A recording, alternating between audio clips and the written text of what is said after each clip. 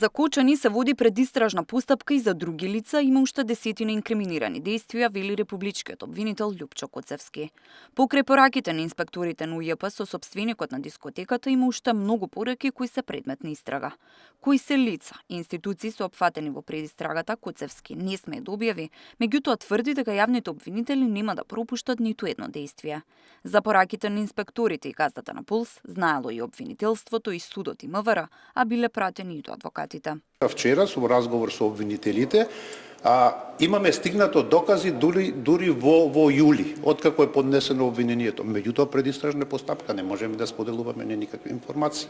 Не можеме јавно да ги објавиме овие пораки затоа што се во предистражна постапка. Пораките, доказите кои што требаше да се објава во првиот предмет се дадени и на одбраната и на судот. Меѓутоа јавното обвинителство располага со многу други повеќе пораки и докази. Коцевски нема да ги коментира политичките изјави на премиерот дека не е задоволен од неговата работа, вели работел честно, законито и професионално.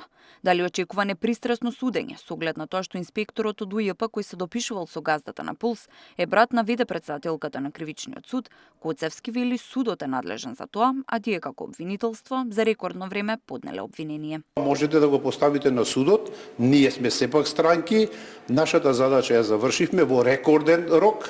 Односно, еве, и самите знаете, посочите ми предмет кој бил завршен за 2,5 месеци, толку сложен. За случајот кој се води во обвинителството за организиран криминал, за полицајците поврзани со пожарот, според обвинителот, постапката трае подолго, бидејќи има дефицит на обвинители, а на тој случај работи само еден обвинител. Очекуваат наскоро да биде поднесено обвинение и за нив. Тамара Дичевска, Сител телевизија.